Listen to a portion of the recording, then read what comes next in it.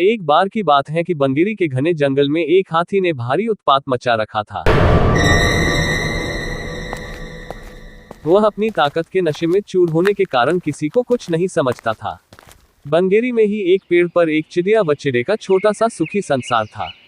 चिड़िया अंडों पर बैठी नन्हे नन्हे प्यारे बच्चों के निकलने के सुनहरे सपने देखती रहती।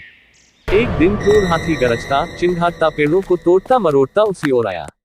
देखते ही देखते उसने चिड़िया के घोंसले वाला पेड़ भी तोड़ डाला। घोंसला नीचे आ गिरा, अंडे टूट गए और ऊपर से हाथी का पैर उस पर पड़ा। चिड़िया और चिड़ा चीखने चिल्लाने के सिवा और कुछ न कर सके। हाथी के जाने के बाद चिड़िया छाती पीट पीट कर रोने लगी। तभी वहां कठफोड़वी आई। वह चिड़िया की अच्छी मित्र थी। कठफोड़वी ने उनके रोने का कारण पूछा तो चिड़िया ने अपनी सारी कहानी कह डाली। कठफोड़वी बोली, इस प्रकार गम में डूबे रहने से कुछ नहीं होगा। उस हाथी को सबक सिखाने के लिए हमें कुछ करना होगा। चिड़िया ने निराशा दिखाई, हम छोटे मोटे जीव उस बलशाली हाथी से कैसे टक्कर ले सकते हैं। कठफोड़वी ने समझाया, एक और एक मिलकर 11 बनते हैं। हम अपनी शक्तियां जोड़ेंगे। कैसे? चिड़िया ने पूछा। मेरा एक मेढक मित्र है, आओ उससे सहायता मांगे। अब तीनों उस सरोवर के किनारे पहुंचे जहां वह मेघ रहता था। चिड़िया ने सारी समस्या बताई। मेढक भय स्वर में बोला, आप लोग धैर्य से जरा यही मेरी प्रतीक्षा करें, मैं गहरे पानी में बैठकर सोचता हूँ। ऐसा कहकर मेढक जल में कूद गया। आधे घंटे बाद वह पानी से बाहर आया तो उसकी आंखें चमक रही थी।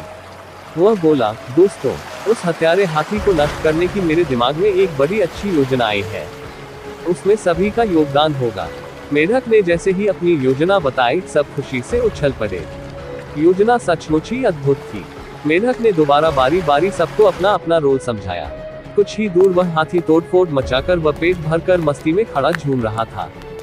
भी कठफोड़वी ने अपना काम कर दिखाया। वह आए और अपनी सुई जैसी नुकीली चोंच से उसने तेजी से हाथी की दोनों आंखें बींध डाली।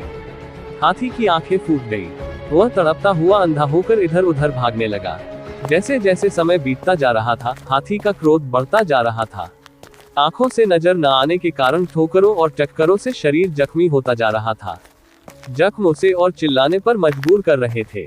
चिड़िया कृतज्ञ स्वर में मेढक से बोली, भैया, मैं आजीवन तुम्हारी आभारी रहूंगी। तुमने मेरी इतनी सहायता कर दी। मेढक ने कहा, आभार मानने की जरूरत नहीं, मित्र ही मित्रों के काम आते हैं। एक तो आंखों में जलन और ऊपर से चिल्लाते चिंघाड़ते हाथी का गला सूख गया। उसे तेज प्यास लगने लगी। अब उसे एक ही चीज की तलाश थी, पानी। मेढक ने अपने बहुत से बंधु बांधवों को इकट्ठा किया और उन्हें ले जाकर दूर बहुत बड़े गड्ढे के किनारे बैठकर टर्राने के लिए कहा।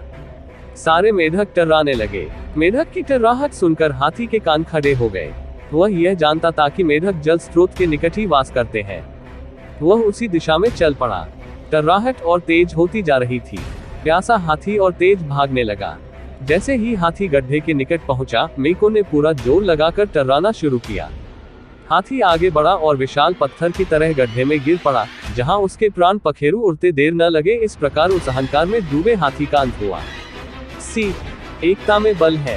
अहंकारी का देर या सबेर अंत होता ही है।